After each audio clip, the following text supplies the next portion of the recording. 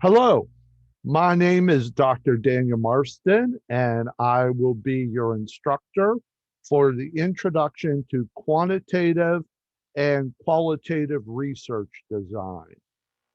Uh, I am a clinical psychologist. I have been a professor here at CIHS for about a year. This is the second time I've taught this course at CIHS, but I've taught it a number of different times at other universities. So I'm looking forward to having you all in this course. Uh, this video lecture will be considerably shorter than most of the others. I don't like to delve too much into too much material to start off with until I have a chance to meet everybody. But I did want to talk a little bit about the course and about why we bother with this course at all.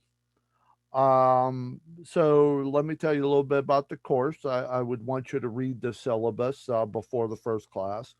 Um, and I would want you to pay attention to when the assignments are due. I believe our first one will be due not next week, but the week after.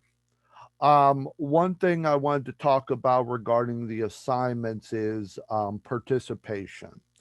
And I will look for everybody to be an active participant in this course, both through the discussion board and through the classes. We meet for an hour every week via video, and so um, I would want you to be ready to be prepared with questions and to respond to questions that I ask. I will tell you that if you don't come in with questions, I will certainly have questions to ask of you in the course. So you want to be prepared to answer questions uh, during the course, and you want to um, just come prepared with the readings and with any clarification that you need. As you can tell from the assignments in this course, a big part of it will be coming up with your own um, research study, your own ideas for what you would want to study. And so, would you developing the idea for how to approach the study will be something that you will develop as we go along in this course. But what I want you to start thinking of, even right now, is what topic interests you. What topic is your main? Um, what topic is your main interest? What field would you like to advance uh, knowledge of? Um, and and and you can start thinking about that now, even though as far as developing the plan for how to address a research study on that topic will be something that will develop as we go along. I certainly would want you to start thinking about it and start thinking about, well, since I know that there's going to be a requirement for me to develop a study, how would I go about doing it? Or I'm sorry, no. Um, what topic would I want to study? So I'd like you just to start thinking about that right off the bat here, and I think it would be good for you to start thinking of that now. So as we move along in teaching this, in my teaching this course, um, you can start to put that into perspective and say, well, we're talking about this aspect of quantitative, we're talking about this aspect of qualitative. How would I go about studying that, this topic that interests me, or where do I think um, I might take a study in this field? One thing to keep in mind in this course is the study that you come up with. I want you to have a good idea of how you would want to study it as we move along. So as we move along through the course, you're going to be doing a lot of review and a lot of concepts that address how you would study a certain topic as we move on. Uh, but what I won't hold you to are any sort of practical aspects like how would you get. I want you to have an idea how you would gather subjects or how you would collect the data, but you're not actually going to have to do it. So you can sort of let your mind be open here to what sort of possibilities there might be out there. Um, my view of CIHS is that it is an institution that really challenges students to think about topics in psychology and other fields. I'm a psychologist, so I often focus on psychology, but whether it's comparative religion, whether it's medical health, any of those fields, it really challenges students to um, look at fields in different ways or look at topics that haven't typically been studied or haven't been studied very much. So I really encourage you here in the course to start thinking about topics that you don't think have really been studied that much in whatever field you're interested in.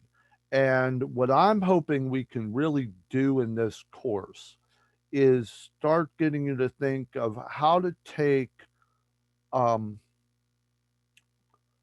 research methods that are well grounded and well respected um, in professional fields, be they psychology, be they religion, be they medicine, whatever, those research methods and apply them to topics that really haven't been studied that much. So that we can bring them together, so that we can really start to get people um, thinking about, well, how can we take some non traditional fields and really look at them using traditional research methods? My view is that when you combine those two, you you have a way of really getting the sort of uh, mainstream profession to accept concepts, ideas, treatment methods that are considered outside of the mainstream. That's the real method by which um, different approaches to treatment, understanding human behavior, understanding physical health, understanding personal experiences. That's the way that some of those maybe non mainstream views of things get brought into the mainstream by using a lot of the research methods that we will talk about in this course. The methods are mainstream, but they are open to being used to evaluate topics, research questions, research ideas that are outside of the mainstream. In fact, one thing um, I'd like to even talk about here is this is a course on quantitative and qualitative research. For many years, qualitative research was considered to be outside of the mainstream. It wasn't considered to be an accepted uh, research method.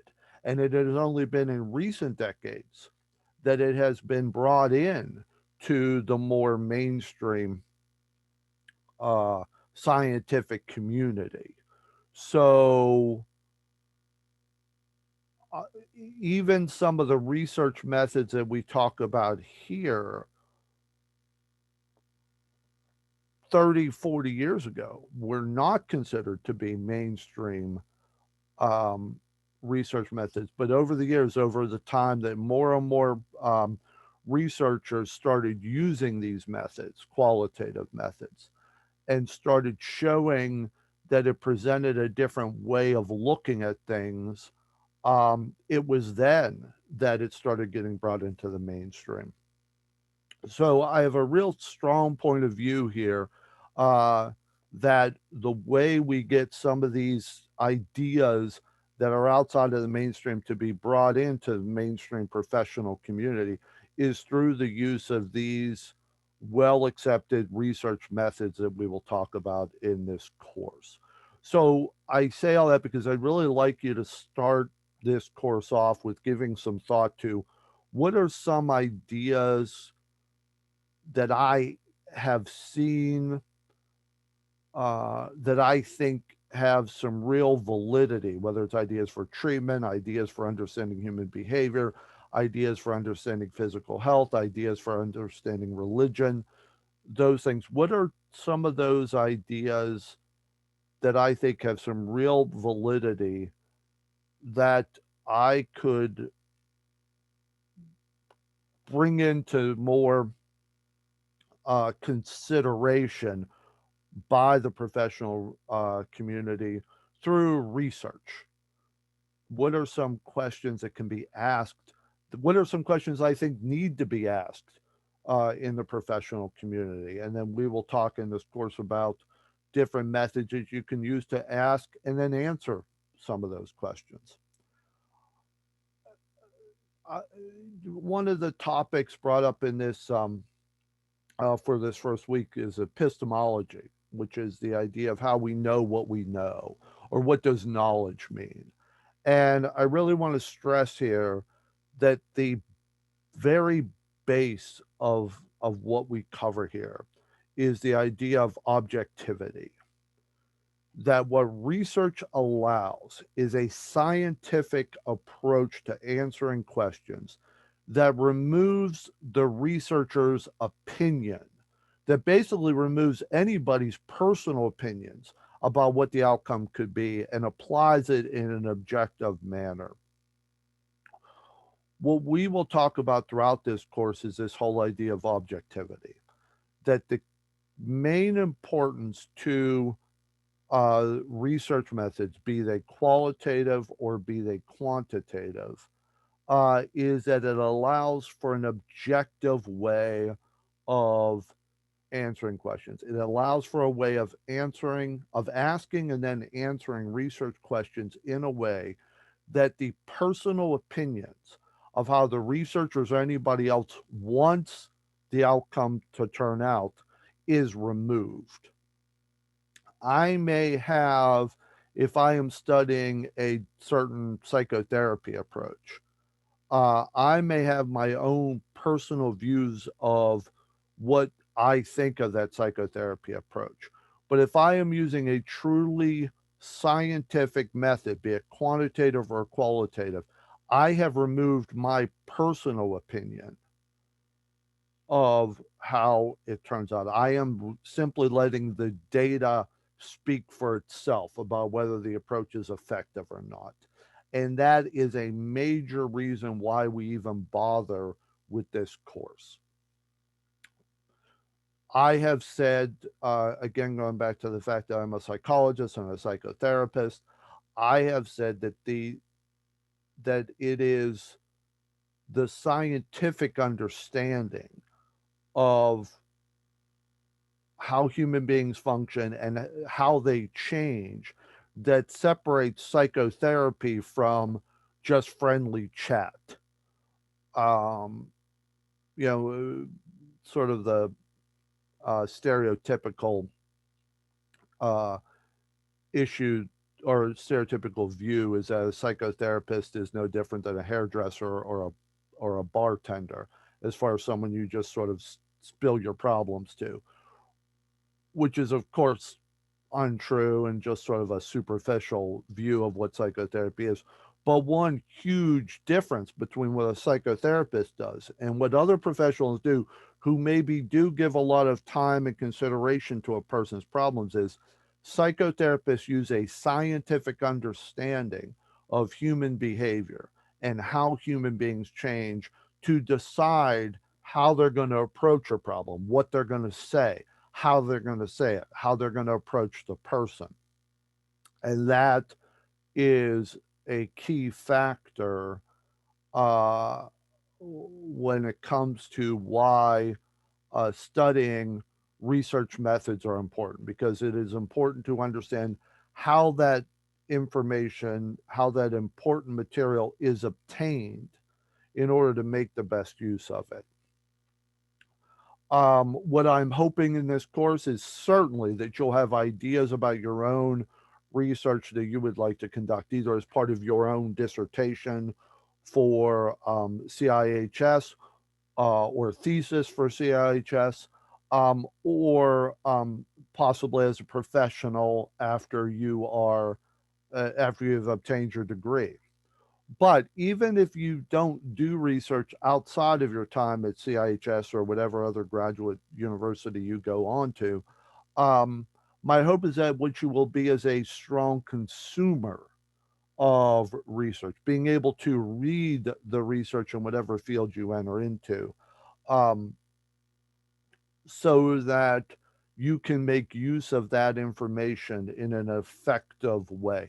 My thinking is, and it certainly goes a lot along with a lot of other professionals' thinking, is that if you understand how research is obtained, how research information is obtained, that helps you make better use of the research results uh, that you have available, even if they are not your own results, even if they are the results of what other researchers have obtained and make available to you through academic journals and that sort of thing.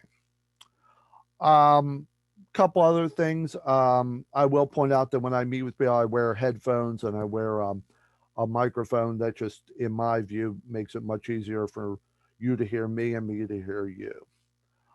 We will talk in the first class about the difference between quantitative and qualitative.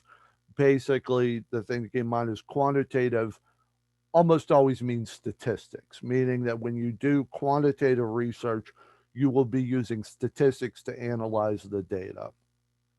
Qualitative, the data tends to be more verbal or written, and you are analyzing that um, in a more literary way. I mean by that is searching for meaning behind what people have written or said, as opposed to using numbers and statistics to analyze what the results are.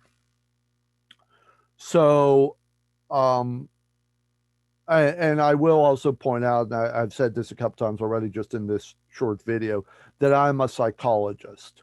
So, although I realize that people taking this course will be getting their degrees from a number of different fields.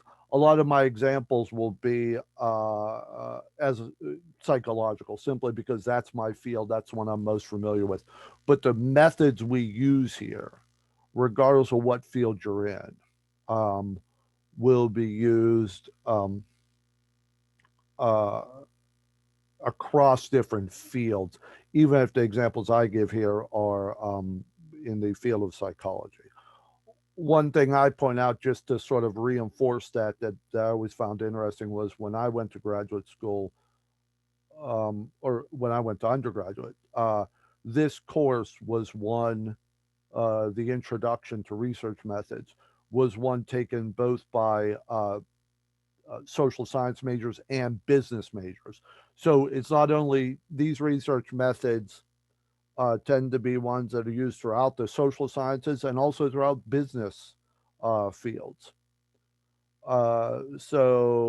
And they also are used in medical fields as well. So it covers a lot of fields. But I will say, I will prepare you that a lot of my examples tend to be uh, in psychology. But again, that's just because it's the field I'm in.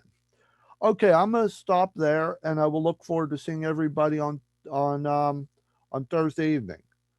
So I will see you then, and take care.